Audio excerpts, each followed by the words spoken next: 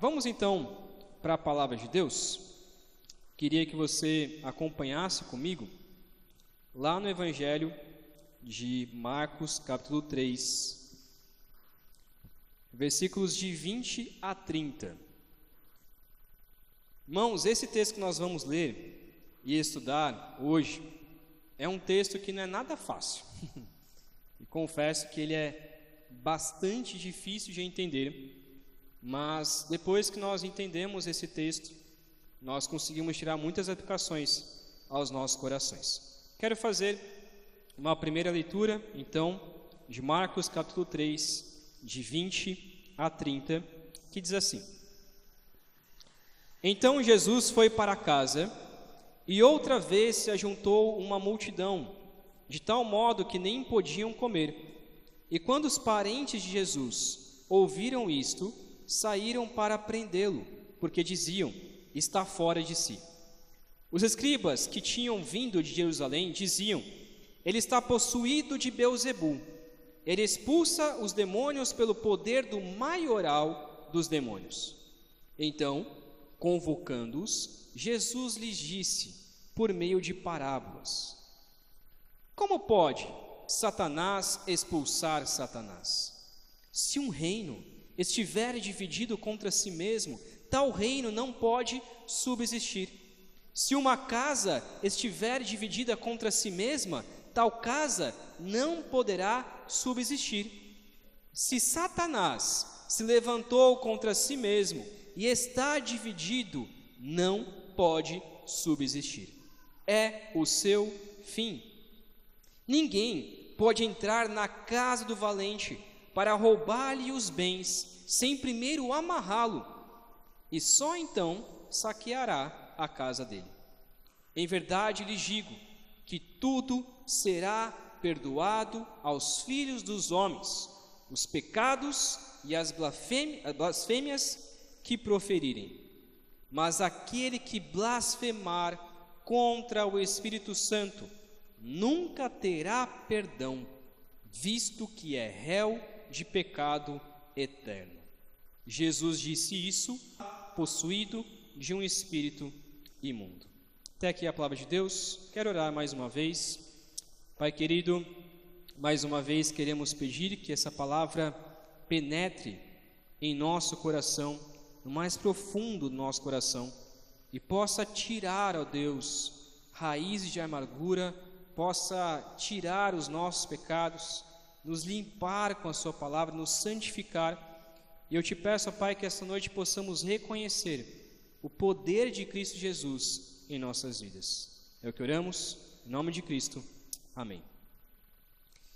Irmãos, essa pregação, talvez alguns tentariam usar esse tipo de texto para simplesmente defender as suas ideias, ok? O que eu quero fazer essa noite é olhar para esse texto, apresentar aquilo que eu creio, a explicação do texto, aquilo que eu creio, mas não só para ficar explicando em um debate teológico ou algo parecido, como muitos utilizam esse texto para isso, mas para entender de uma maneira que nós podemos então compreender e aplicar para as nossas vidas. Eu quero defender que esse texto nos diz que não reconhecer as obras de Cristo Jesus como divinas é um pecado sem perdão. Não reconhecer as obras de Cristo Jesus como divinas é um pecado sem perdão. E é isso o que nós vamos falar esta noite. Primeiramente, então, para eu construir o meu argumento, então fazer aplicações finais para as nossas vidas, versículos de 20 a 22, nós vemos duas acusações, na verdade, contra Jesus, duas acusações extremamente graves contra Cristo Jesus. Mas primeiro, antes de entrar nessas acusações, quero olhar para o versículo 20. Nós estamos estudando, já faz um tempo, o Evangelho de Marcos, e como eu disse, no começo, na apresentação, cada vez que a gente vai estudando o Evangelho de Marcos, nós vamos ver o quanto Cristo Jesus, ele amava estar com pessoas. Perceba o detalhe do versículo 20. Jesus, ele foi para casa. Alguns dizem que era a própria casa de Jesus, outros dizem que talvez era a casa onde ele estava hospedado, talvez a casa de Pedro ou de algum dos discípulos, mas Jesus aqui ele foi para casa. E o que acontece? Outra vez, então o texto nos traz essa ideia novamente, se ajuntou uma multidão. Uma multidão de tal modo que eles não podiam comer. Já imaginou essa cena? Isso já aconteceu com você? Quando aparece, lá em casa, já tem alguns parentes em casa, e obviamente a gente não está sem comer, pelo contrário, a gente está comendo muito. Mas quando chega alguma visita para vocês, já começa a pensar, poxa, o que eu vou comer, como que vai ser esse tempo?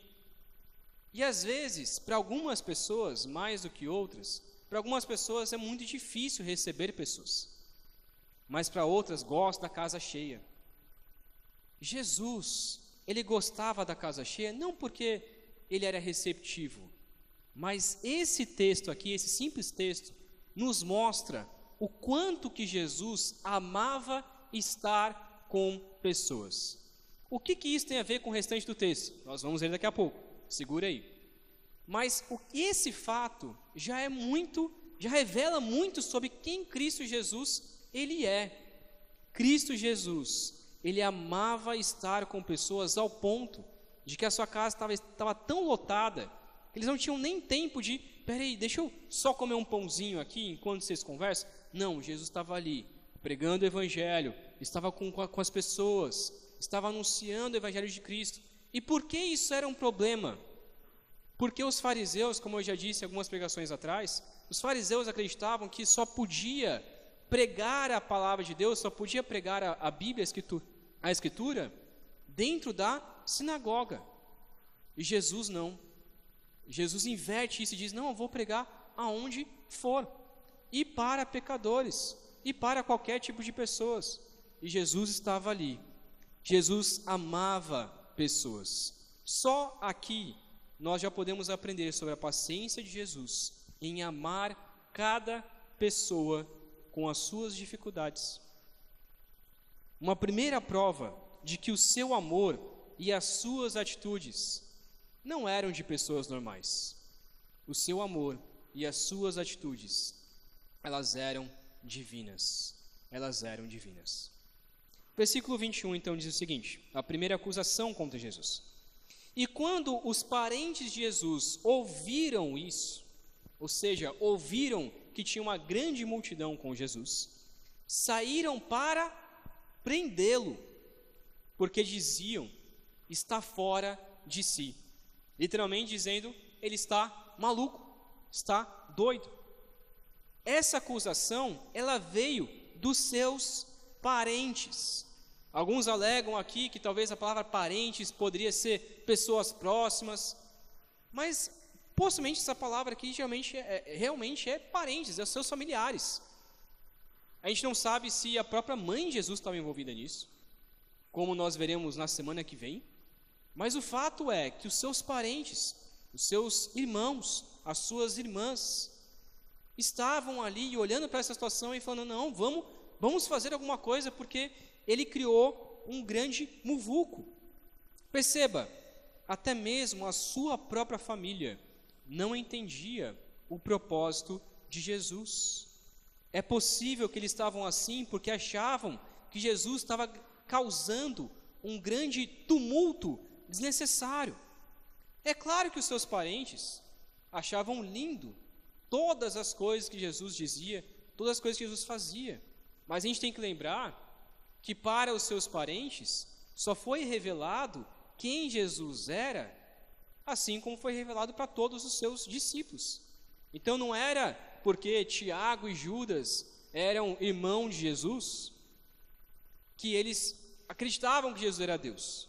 Pelo contrário, se a gente olha para o nosso irmão, a gente nunca elogia, raramente a gente elogia o nosso irmão.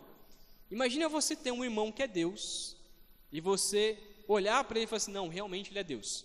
Possivelmente, os irmãos de Jesus e as irmãs de Jesus, e esse detalhe nós vamos ver mais para a semana que vem, demoraram muito tempo para conseguir entender quem Jesus era. E é por isso que eles então vão até Jesus para prender Jesus. A palavra aqui não é prender em um cárcere, como a gente imagina, né? Pegar Jesus e prender, mas é prender, de aprisionar Jesus em algum lugar, para que ele não continue fazendo todo esse tumulto que ele estava fazendo. Por quê? Porque eles sabiam que se Jesus continuasse fazendo o que ele estava fazendo naquele momento, logo ele seria preso pelos fariseus, pelos religiosos, logo aconteceria alguma coisa de ruim com a vida dele. Então eles estavam falando, não, vamos prender, vamos acalmar ele, porque ele está fora de si, ele pode estar doido, talvez esteja até endemoniado, que é justamente o que os fariseus então o acusam. Versículo 22, os escribas, lembrando então que os escribas eram aqueles que escreviam a palavra de Deus, copiavam a palavra de Deus, então eram os escribas dos fariseus, que tinham vindo de Jerusalém, diziam, ele está possuído de Beelzebul, ele expulsa os demônios pelo poder do maioral dos demônios. O que os escribas estavam dizendo era que as obras de Jesus eram demoníacas. Pense, os milagres, as curas, as pregações, as parábolas, os ensinos, para os escribas, tudo isso que Jesus vinha de Satanás, Eles estavam acusando Jesus de uma potestade demoníaca. Essa acusação, ela é extremamente séria.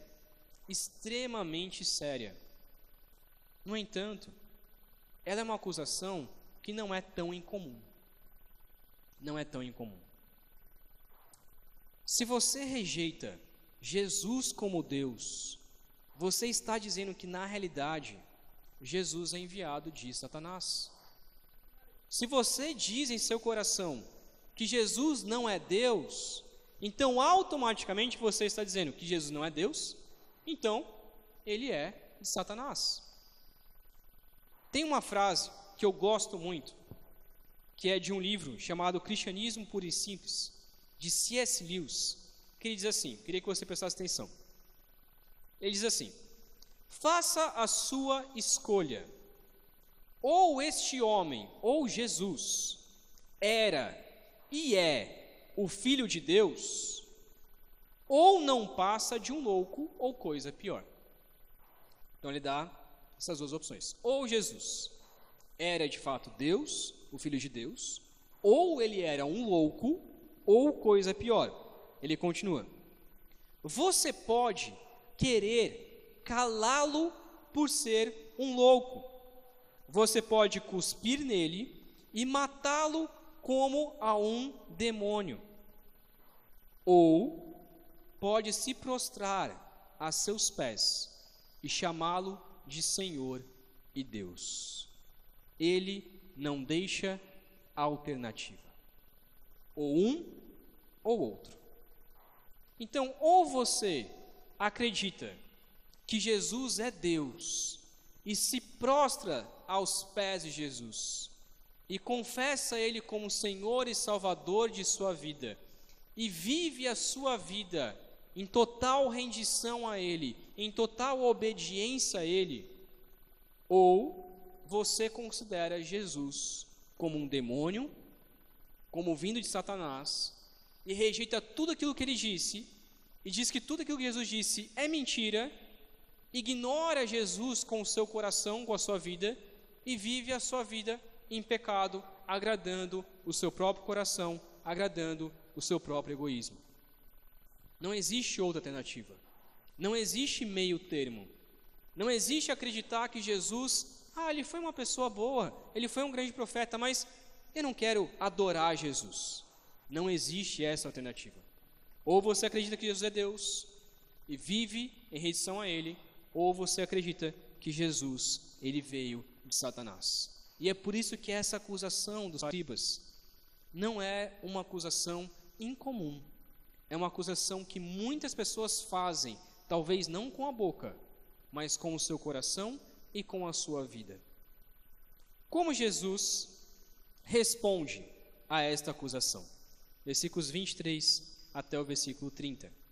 Primeiramente, nós vamos então dividir essa segunda parte em 3 partes, tá?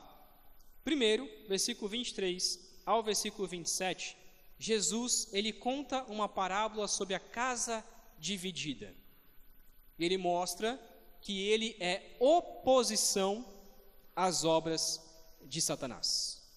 Ele é oposição às obras de Satanás. Versículo 23 diz assim: então, convocando-os, chamando as pessoas, Jesus lhes disse, por meio de parábolas: como pode Satanás expulsar Satanás? Se um reino estiver dividido contra si mesmo, tal reino não pode subsistir. Se uma casa estiver dividida contra si mesma, tal casa não poderá subsistir. Se Satanás se levantou contra si mesmo e está dividido, não pode subsistir. É o seu fim. Jesus conta então essa parábola, uma ilustração, para mostrar que ele não só não faz as obras de Satanás, mas como ele é total oposição a elas. Jesus conta essa história para mostrar que não faz sentido algum falarem que ele está possuído de Beelzebu, que literalmente é Satanás, é o maioral dos demônios, é o maioral que os judeus acreditavam com o maioral dos demônios, chamado de Beelzebu. Pois afinal, o que Jesus fazia era contrário àquilo que Satanás queria. Não tem como Jesus curar pessoas, fazer milagres, pregar a palavra de Deus e ser de Satanás. Por mais que algumas pessoas hoje em dia tentam enganar, não tem como Jesus, ele ser 100% Deus e fazer e cometer pecados e ter erros. As suas obras eram opostas. Enquanto Satanás destruía, Cristo Jesus curava. Então o que Jesus está dizendo é que não faz sentido algum ele ser chamado de Beelzebu, porque tudo aquilo que ele estava fazendo estava nítido, as suas obras, obviamente, não vinham de Beelzebu. Como que Jesus expulsava demônios, e expulsava verdadeiramente demônios, e não como muitas igrejas fazem por aí, mas expulsava verdadeiramente demônios, e era demoníaco, não tinha sentido algum. E é por isso que ele conta também a segunda parábola, que é a parábola do valente, dizendo que não só ele é oposição às obras de Satanás, mas como ele vai destruir as obras de Satanás. Olha o que ele diz, versículo 27. Ninguém pode entrar na casa do valente para roubar-lhe os bens, sem primeiro amarrá-lo, e só então saqueará a casa dele. A missão de Jesus na terra não era só de ser oposição contra Satanás, mas era de destruir as obras, destruir o reino de Satanás. Jesus, ele usa essa expressão aqui do valente. Se você vai entrar na casa de um valente, o que você faz? Alguém que é forte, obviamente, você vai fazer de tudo para conseguir pegar aquele valente, amarrar, e aí só então você pode entrar naquela casa e roubar aquela casa. Pode parecer meio estranho Jesus contar essa parábola, mas o que ele está querendo dizer é: eu estou entrando aonde Satanás pensa que ele reina. Eu estou entrando aqui, eu estou entrando em seu território, e para isso eu preciso destruir, impedir aquilo que Satanás está fazendo, e então saquear a sua casa. Um dia o diabo ele será amarrado. Um dia o diabo será jogado no lago de fogo e enxofre e não poderá mais fazer mal contra ninguém. Jesus está deixando claro que ele quer e vai destruir toda obra maligna. Então não veio para a terra só para fazer algumas coisas boas. Não veio para a terra só para curar, só para falar palavras maravilhosas. Ele veio para destruir todo o mal. Tudo aquilo que você sofre, tudo aquilo que você passa de dificuldade, Deus vai destruir todo mal. E o único jeito, aliás, e Jesus é a única pessoa que pode fazer isso. Ninguém mais pode ir contra o valente. Apenas alguém mais poderoso do que ele pode entrar nessa casa, amarrar e destruir. E só Jesus pode fazer isso. É por isso que lá em 1 Coríntios 15, versículo 55, diz assim, 1 Coríntios 15, 55. Onde está, ó morte, a sua vitória? Onde está, ó morte, o seu aguilhão? O que Jesus está dizendo é, eu não vim só fazer coisas boas, eu não vim só dizer palavras bonitas, eu vim destruir todo tipo de mal. Eu vim destruir até mesmo a morte. Agora é interessante, como que Jesus destruiu a morte? Através da sua morte e através da ressurreição.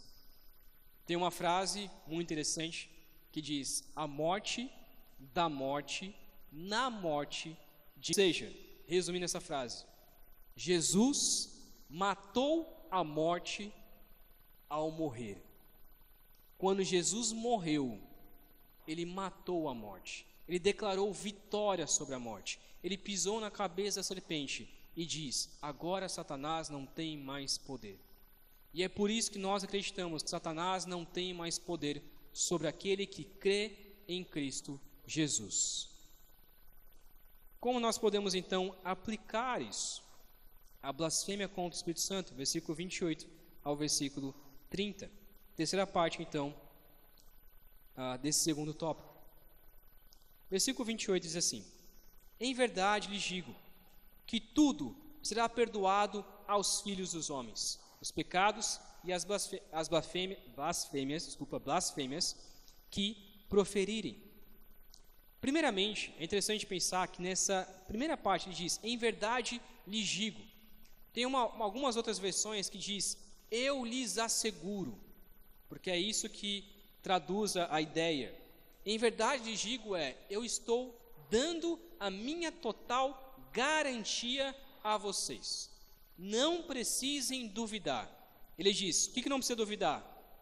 Tudo o que os homens cometerem de pecado, se eles pedirem perdão ao Senhor, será perdoado.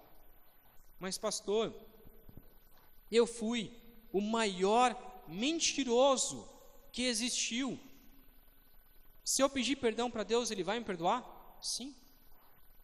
Mas pastor, você não sabe quantas pessoas eu assassinei.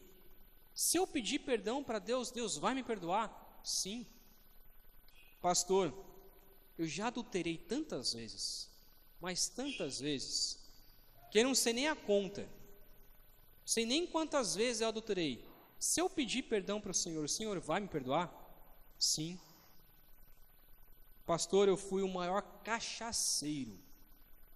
Bebia todas, mas bebia mesmo, em todos os lugares. E muitos diziam que não tinha nem salvação para mim. Se eu pedir perdão para Deus, Ele pode me perdoar? A resposta é sim. Se você se arrepender dos seus pecados, se você crer em Jesus, você vai ser perdoado.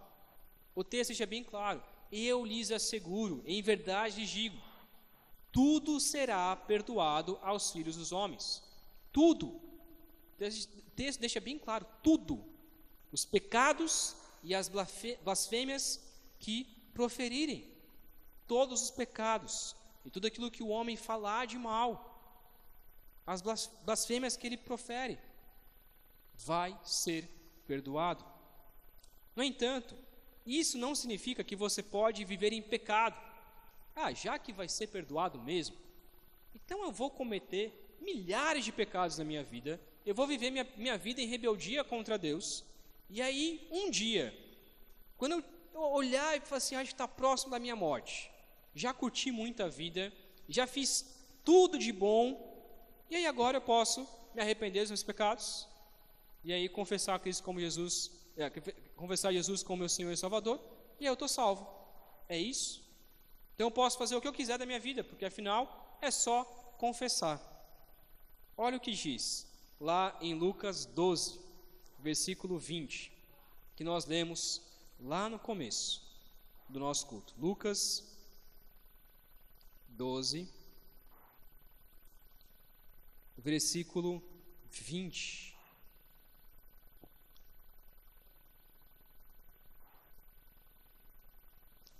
Eu vou ler a partir do 16, ok?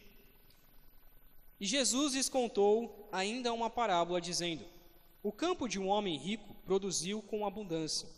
Então ele começou a pensar: que farei, pois não tenho onde armazenar a minha colheita?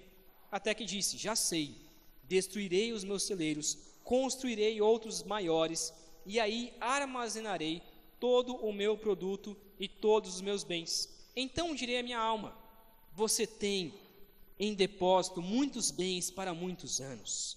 Descanse, coma, beba e aproveite a vida.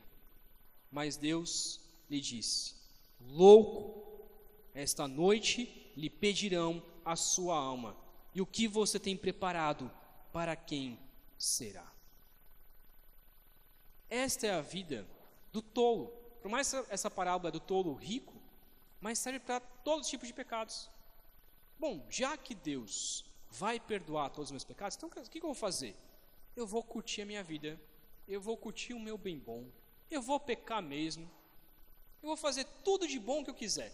E aí, quando no futuro eu olhar e falar assim, já foi o suficiente, aí eu me arrependo e está tudo certo. A palavra de Jesus para você é: louco. Pode ser que esta noite, ao sair daqui, ou até mesmo nesse culto, você morra. Pode ser que ao sair daqui aconteça qualquer coisa com você e você caia no chão e morra. Pode ser que hoje mesmo Deus peça a sua alma. E o que vai acontecer depois? Então veja que Jesus está dizendo: olha, todos os nossos pecados serão perdoados. Todos, mas há um cuidado quanto a isso. No entanto, a garantia do perdão, ela é certa. Deus quer e pode perdoar todos os nossos pecados. Como já lemos, não sei nem quantas vezes, aqui na igreja, 1 João 1,9, que acho que até alguns irmãos têm de cor: se confessarmos os nossos pecados, Ele é fiel e justo para nos perdoar os pecados e nos purificar de toda a injustiça. No entanto, há uma pequena exceção, que é o versículo 29. Uma pequeníssima exceção, e é o que nós vamos entender. Diz assim: mas, porém, aquele que blasfemar contra o Espírito Santo nunca terá perdão, visto que é réu de pecado eterno. Diante de tudo que nós falamos anteriormente, o que será que é pecar contra o Espírito Santo? O que será que é blasfemar contra o Espírito Santo? Alguns interpretam esse texto dizendo: olha, é porque você tem que tomar cuidado em olhar para uma igreja ou olhar para um ministério e acusar aquele ministério de obras de Satanás. Você tem que tomar cuidado com isso, porque vai que é obra de Deus, e aí se você blasfemar, você perde a sua salvação. Será que é isso? Olha o que o texto diz. Olha que uma explicação do John MacArthur, para mim ele resume muito bem todo esse texto em um comentário, quando diz assim: quando alguém deliberada e desrespeitosamente difama a pessoa e o ministério do Espírito Santo, que aponta para o senhorio e a redenção de Jesus Cristo, perde qualquer possibilidade do perdão de pecados, porque rejeitou por completo a única base da salvação de Deus. Vou tentar resumir essa frase, caso você não tenha entendido. O que o texto nos disse há pouco tempo? Qual que era a acusação dos escribas? Que Jesus era de Satanás. E Jesus diz: como que eu sou de Satanás? Eu sou oposição e eu vou destruir a Satanás. E aí Jesus diz: olha, os pecados vão ser perdoados, mas tem um pecado que não vai ser perdoado, que é a blasfêmia contra o Espírito Santo. Qual que é esse pecado? O que os escribas acabaram de fazer. O que eles acabaram de fazer? Dizer que Jesus não é Deus. E dizer que as obras não são divinas. Qual é a única forma que uma pessoa não pode ser salva? Pare e pense. A única forma que uma pessoa não pode ser salva é se ela nunca confessar em seu coração a Cristo Jesus como Senhor e Salvador de sua vida. Esse é o pecado contra o Espírito Santo. Essa é a blasfêmia que Jesus está colocando aqui. Então, por mais que alguns tentem polemizar aqui, o texto, ele deixa claro: o pecado contra o Espírito Santo, a blasfêmia contra o Espírito Santo, é dizer: Jesus não é Deus. É dizer: Jesus, ele é satânico. É não viver a sua vida para a glória de Deus. É não confessar a Cristo Jesus em seu coração. Ou então, achar que confessou a Cristo Jesus no seu coração, mas não vive em prol disso.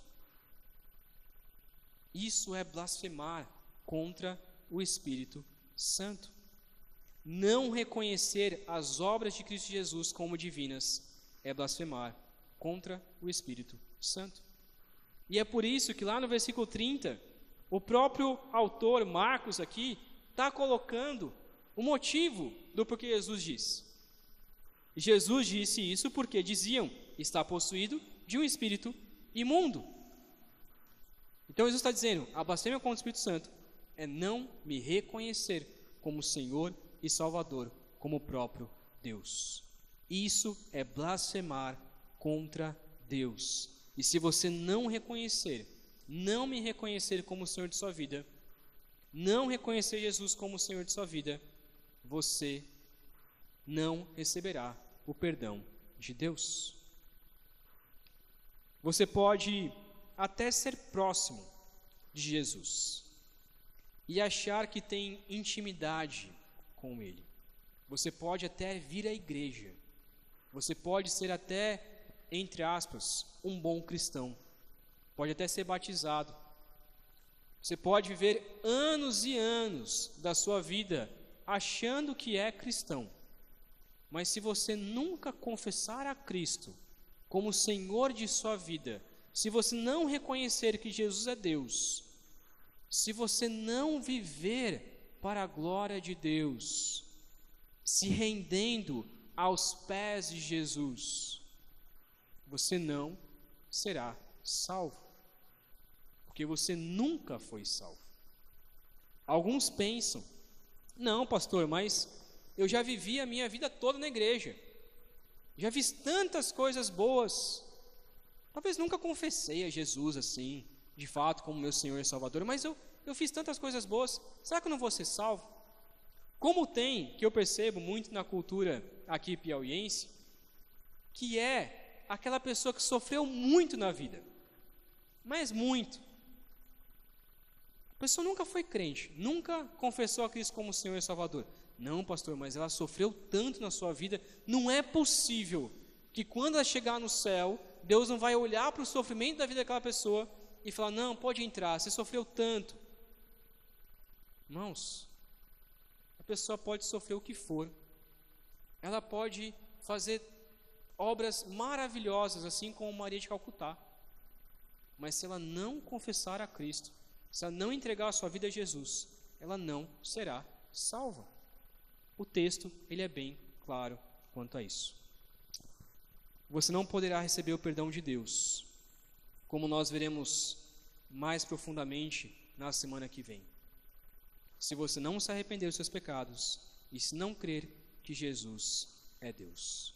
Essa é a única forma de receber o perdão dele. Semana que vem, nós falaremos um pouco mais sobre isso.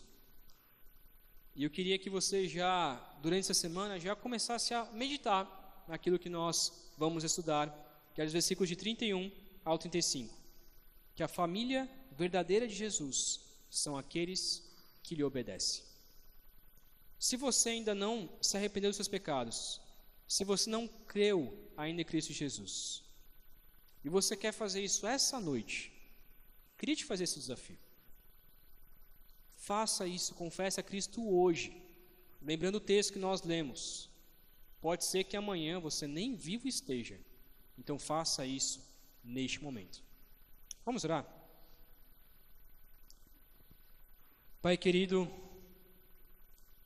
pedimos ao Senhor a sua graça e o seu amor sobre nossas vidas, e pedimos ao Pai que o Senhor continue nos abençoando com a sua palavra, não só neste domingo, mas durante a semana. E pedimos ao Pai que o Senhor nos ilumine para entender e compreender. Ó Deus, eu peço pelos meus irmãos aqui, e eu peço, ó Pai, que se alguém ainda que não confessou a Ti no seu coração, te peço, ó Pai, que o Teu Santo Espírito possa transformar, abrir este coração duro, para que essa pessoa creia em Ti verdadeiramente e viva para a Sua honra e para a Sua glória, ó Deus. Que ela pare de blasfemar contra o Senhor em seu coração e em sua vida. Se arrependa dos seus pecados e peça perdão ao Senhor para receber o perdão que é garantido, que o Senhor de fato garante àquele que crê.